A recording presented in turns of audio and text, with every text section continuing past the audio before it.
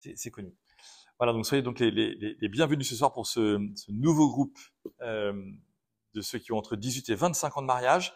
Ce premier topo que je vais vous présenter, je l'ai tiré de La joie de l'amour du pape François, qui est donc le texte, très beau texte qu'il a publié après les 2 synodes sur la famille qui ont eu lieu à Rome au début des années 2010. Et donc, il a donc écrit ce très beau texte qui est une exhortation apostolique Amoris Laetitia sur l'amour dans la famille. C'est sur ce document que je m'appuie. Et je voudrais, en premier lieu, vraiment qu'on puisse entendre ce que le pape nous dit quand il vous regarde. Il dit « le vin a vieilli ». Je trouve ça très beau. Et il dit « le vin a vieilli ». Et donc, le pape dit, effectivement, à l'intérieur de ce vin qui a vieilli, on est capable de voir 2 choses qui sont très belles, qui sont la patience et l'attente. Vous voyez, et dans la vie conjugale, avec ces années qui vous habitent et qui ont construit votre vie, eh bien, vous êtes désormais entré dans un temps qui s'appelle la fidélité dans les détails. Et cette fidélité dans les détails, elle se voit de bien des manières. Tout d'abord, parce que la vie s'est manifestée, vous l'avez dit tout à l'heure en vous présentant, vous avez des enfants, vous travaillez, vous avez des projets professionnels, vous essayez de les développer, vous les mûrissez, vous avez déménagé, il y a plein d'événements. En tout cas, en vous, la vie s'est manifestée, et de pouvoir prendre appui sur cette vie qui se manifeste, c'est toujours reconnaître que cette vie, elle fleurit dans sa plénitude, et qu'il nous faut ainsi être toujours attentifs aux saisons des fleurs et à cette manière de prendre soin des fleurs qui nous permettent de mûrir. Alors comment est-ce qu'on est capable de repérer notre état de mûrissement en couple? C'est ça qui, moi, je trouve très intéressant ce soir. Je vais faire une introduction et puis il y aura 3 points qui sont bien sûr d'inégale longueur. Mais en tout cas, dans le mûrissement, le pape dit plusieurs choses qui me semblent des sujets qu'on pourra redévelopper dans l'année, qu'on pourra développer dans les groupes entre nous, etc., dans les fraternités qu'on va mettre en place. Tout d'abord, c'est que vous avez conscience de qui vous êtes. Et en ayant cette conscience de qui vous êtes, forcément, vous repérez les choses qui vous sont essentielles. Et parmi les éléments qui sont les plus essentiels, c'est que vous avez conscience, au-delà de tout ce que vous vivez, de la solidité de votre engagement. Et cette solidité de votre engagement, vous prenez appui dessus, vous vous appuyez dessus et vous essayez de passer les temps heureux, difficiles, compliqués, complexes, en vous disant « Ah mais on n'est quand même pas des tourtereaux de la première heure, on n'est pas le premier vin de la première saison, de la première récolte, de la première vendange. » Voilà. Et donc, eh bien, dans cette solidité des engagements, vous êtes ainsi cependant toujours dans un apprentissage, dit le pape, toujours dans un apprentissage de la redécouverte quotidienne de votre conjoint. Et dans cette redécouverte quotidienne de votre conjoint, le pape parle de vous comme de vieux amants ayant fait leurs preuves. Est-ce que vous vivez ainsi comme de vieux amants? Est-ce que quand on s'est découvert, quand on s'est regardé, quand on s'est envoyé des premiers messages, quand on a commencé à dire à notre meilleure copine, tu sais, il faudrait que je te présente quelqu'un pour que tu puisses me dire ce que tu en penses, avant même d'en parler aux parents, puis ça pouvait être notre frère ou notre sœur, ou bien voilà un ami de longue, voilà. On vous regarde comme de vieux amants, et les gens vous regardent. Et les gens vous regardent. Et puis, forcément, comme vous avez vous êtes des vieux amants ayant fait leurs preuves, eh bien, vous voyez que vos enfants sont éduqués, même s'il y a toujours des trucs à faire, et toujours à leur redire, etc. Et puis, vous savez aussi que vous n'aurez pas d'autres enfants. Et donc, il y a un temps nouveau dans cette existence à deux, qui fait que vous êtes sortis du temps de l'attente de l'enfant, du temps de la grossesse, de la possibilité d'avoir des enfants, etc. Et donc, comment est-ce que vous comprenez que forcément c'est un temps nouveau et que même si on n'est pas simplement dans la question de l'âge, de la ménopause et compagnie, on peut avoir décidé qu'on n'aurait pas d'enfants, d'autres enfants, et donc c'est un temps nouveau d'avoir décidé de ne pas avoir d'autres enfants. C'est un choix nouveau de dire, bah oui, en fait, nous ouvrons à la vie autrement, et comment est-ce que nous nous ouvrons à cette vie autrement. Et puis, Florence, vous l'avez dit tout à l'heure, bah, on a aussi nos parents, souvent, quand on a la chance de les avoir, qui vieillissent, et ça peut être des autres sources de mûrissement dans la relation que nous avons avec eux, dans ce temps qui vieillissent. Eh bien, nous sommes aussi peut-être liés par rapport à eux à l'angoisse de la maladie, à l'angoisse de la dépendance, à l'angoisse de leur mort. Parfois, on s'aperçoit aussi que le vieillissement de nos parents rebat les cartes familiales dans notre comportement entre même fratries. Et comment est-ce qu'on s'occupe de notre maman qui est fatiguée, de notre papa qui est dans un EHPAD? Comment est-ce que on vit ça? Et on voit bien que même dans la même fratrie, on a beau avoir même père, même mère, quand on a cette chance-là, eh bien, on n'a pas du tout la même relation à une maman qui vieillit ou un papa qui vieillit ou à des parents qui vivent encore ensemble et qui sont dans un temps complexe de fin de vie. Donc, essayons de voir en 3 points. Le premier point, c'est la crise. Le deuxième point, c'est la mission. Le troisième point, c'est l'accompagnement. La crise, premier point, la crise. La crise, vous le savez, ça vient d'un mot grec qui ne veut pas du tout dire épreuve, mais qui veut dire croissance. Et donc, quand on est en crise, on est en croissance. Et donc, le pape nous dit, je trouve ça très beau de sa part, qu'il y a une dramatique beauté de chaque crise. Une dramatique beauté. Et donc la dramatique, ça veut dire qu'il y a des actes qu'on pose, un peu comme au théâtre, premier acte, deuxième acte, troisième acte. Et donc il y a une introduction, et puis il y a une grosse crise, il y a l'intrigue au milieu qui arrive, et puis il va bien y avoir une conclusion, puis il y aura peut-être un quatrième acte, on ne sait pas. Et puis il y a peut-être un after, et puis il y a encore plein d'autres choses qui vont peut-être pouvoir se vivre. En tout cas, dans la dramatique, on se dit qu'on a une pièce à jouer ensemble, qu'on s'est engagé pour jouer cette pièce ensemble, et qu'on n'est pas là simplement pour dire qu'on tient, mais qu'on dit, tiens, quelle est la beauté au cœur de cette crise? Comment est-ce que nous allons grandir? Quelle est la croissance qui nous habite aujourd'hui? Alors, au sein de cette dramatique beauté, eh bien, on voit effectivement qu'il y a le mûrissement du vin de l'union. Alors, on apprend quelque chose de nouveau et on découvre que cette nouveauté, c'est apprendre à être heureux d'une nouvelle manière. On n'est pas heureux comme dans les premiers temps. On n'a pas la même joie que dans les premiers temps. Il me fait plus les cadeaux comme il me faisait au départ. Elle ne me dit plus je t'aime comme elle me disait je t'aime. Et c'est ça qui m'avait touché. Bon, voilà. On apprend à être heureux d'une nouvelle manière. On apprend à se dire les choses d'une nouvelle manière, à les vivre d'une nouvelle manière. Et alors, à l'intérieur de cet apprentissage permanent, dont le pape dit que vous en faites partie au cœur de l'expérience matrimoniale, eh bien, il y a 3 choses qu'il faut refuser, absolument. La première, c'est que vous n'êtes pas dans une courbe descendante. La deuxième, c'est que vous n'êtes pas dans une détérioration inévitable. Et la troisième, c'est que vous n'êtes pas dans une médiocrité supportable. On voit les mots de notre pape argentin, bien hispanique, avec des expressions bien calées. Je les reprends. Vous n'êtes pas dans une courbe descendante. Vous n'êtes pas dans une détérioration inévitable. Vous n'êtes pas dans une médiocrité supportable. Alors, du coup, qu'est-ce qui se passe? On s'aperçoit que face à la crise, eh bien, nous avons toujours 2 axes très très différents qui se présentent à nous. Le premier axe, il y en a certains qui le vivent, peut-être que vous avez déjà vécu des crises dans cet axe-là, peut-être que vous connaissez des amis qui ont déjà vécu des crises dans cet axe-là, c'est l'axe par la négative. Je me mets sur la défensive, je prépare des subterfuges, je nie les problèmes, ou bien pire que tout, je mise sur le temps qui passe. Ces axes-là sont des axes destructeurs de la crise. C'est-à-dire qu'on décide de ne pas être en croissance, on décide que la crise, en fait, va être une épreuve.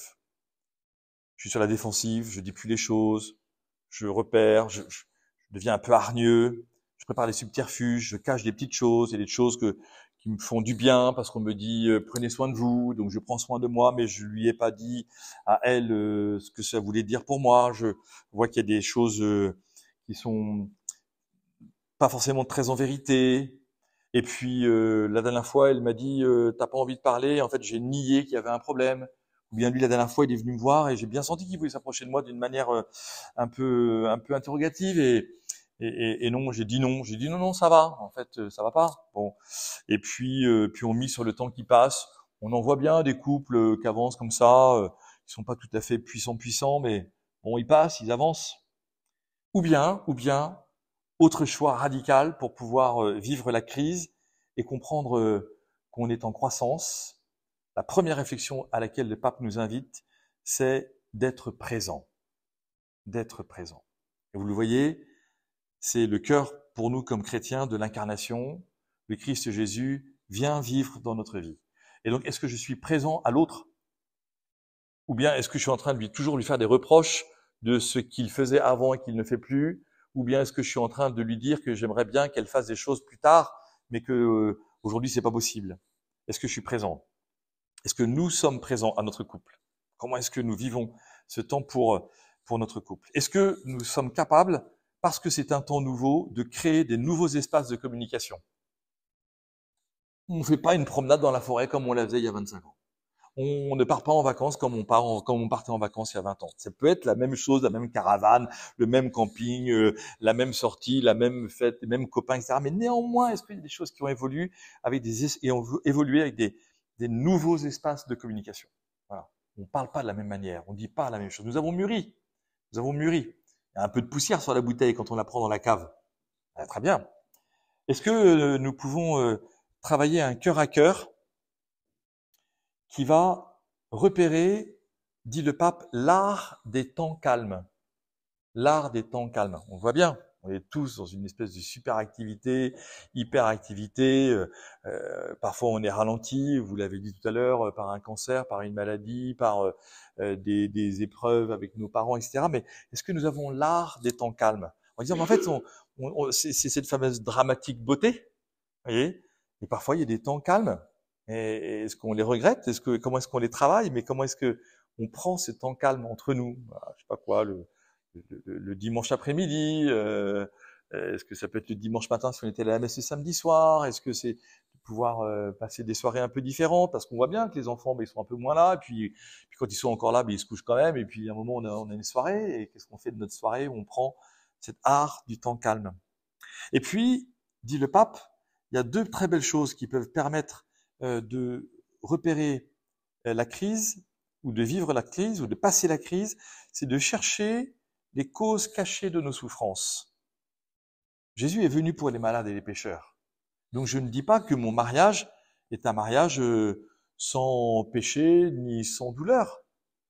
Mais je dis qu'à l'intérieur de notre mariage, il peut y avoir des causes cachées de souffrance, et que le fait d'avoir ce cœur à cœur, ces temps calmes et ces nouveaux espaces de communication va nous permettre de pouvoir révéler ces causes cachées.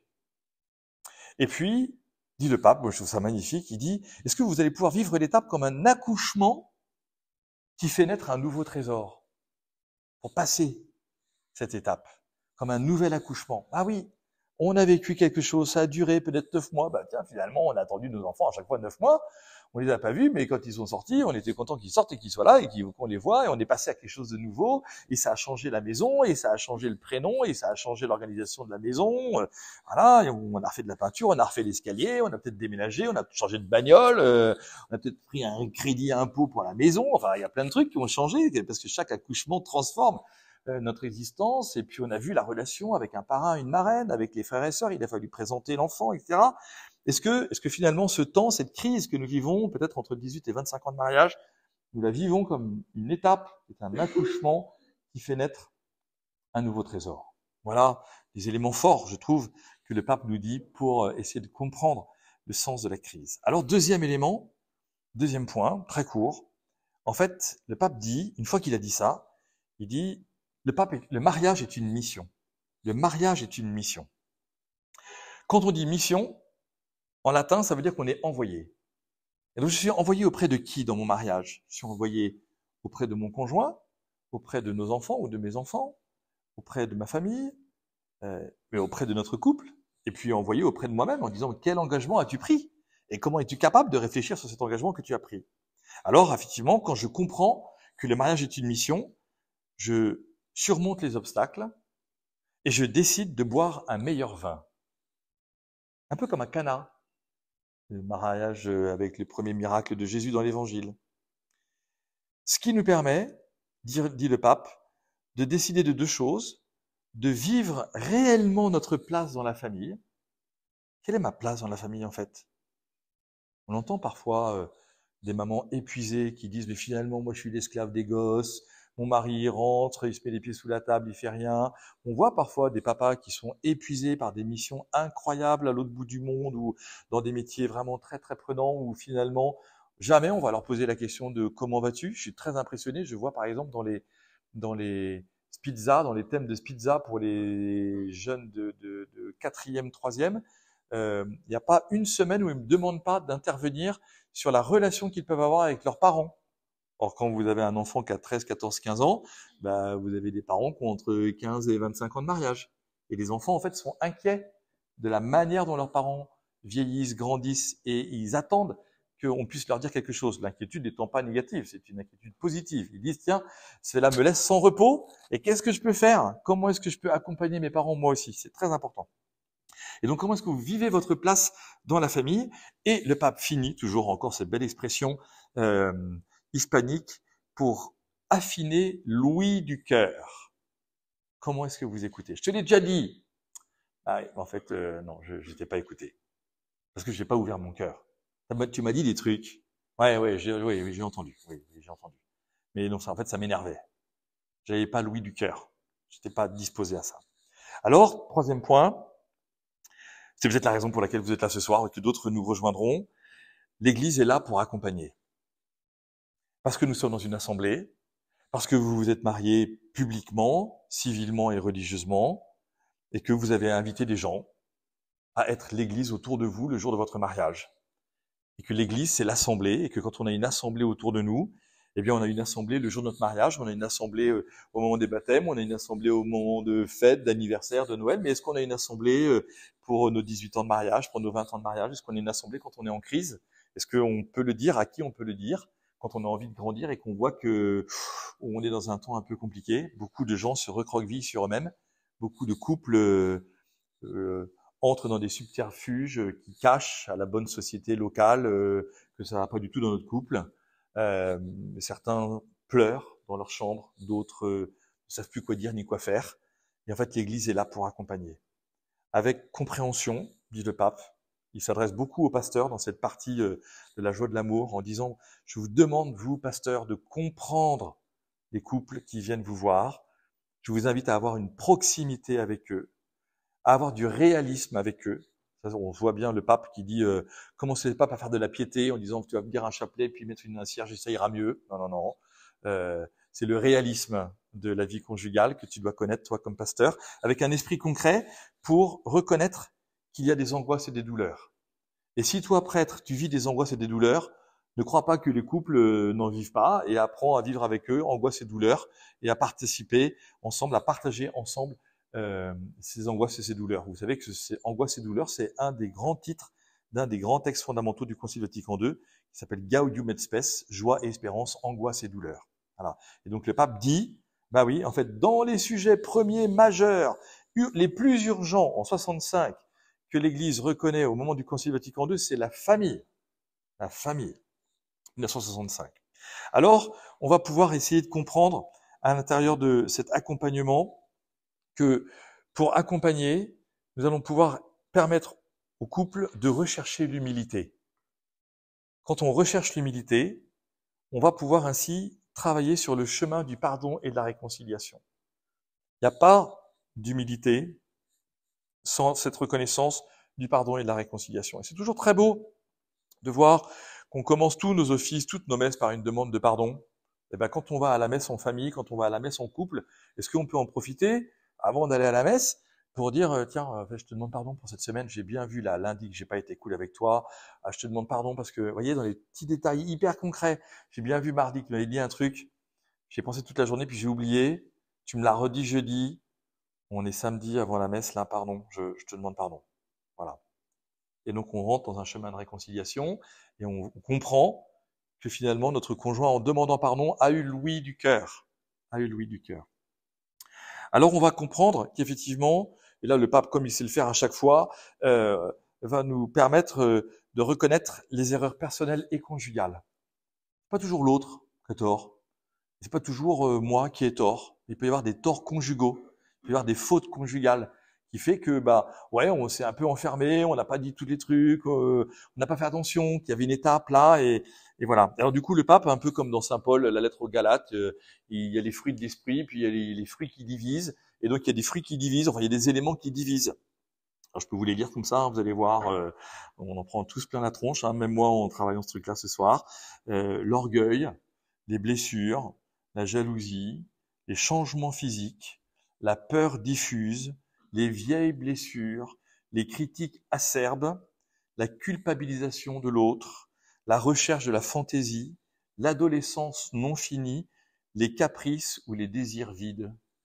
On fait une petite liste là, petite litanie de la catastrophe, hein, où on voit bien qu'effectivement il y a quelque chose là qui dit finalement est-ce que j'ai dans cette liste il y a quelque chose qui me je vois que là c'est dur, là c'est dur. Et donc si c'est dur, est-ce que je peux dire à mon conjoint, à mon mari, à mon épouse que là pour moi c'est dur et que j'ai besoin de lui, j'ai besoin d'elle. Est-ce que je peux lui dire ça?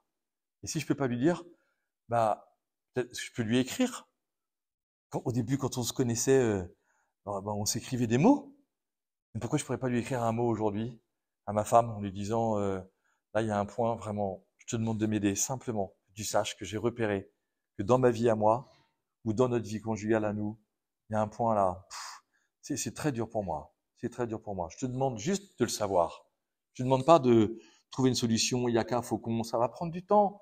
On est dans la patience, on est dans l'engagement à vie. Dans cet engagement à vie, travaillons ensemble et repérons quand est-ce qu'on pourra travailler ces points-là. Le pape le dit aussi dans les reconnaissances des erreurs personnelles ou conjugales, il peut y avoir tous ces éléments qui sont liés à la carrière professionnelle, aux influences familiales et aux influences amicales. Il y a trois sites de notre propre vie où effectivement on voit qu'il y a des projets, il y a des choses qui avancent, voilà, puis il y a des influences familiales ou amicales. Le pape continue en disant il peut aussi y avoir des difficultés affectives ou spirituelles.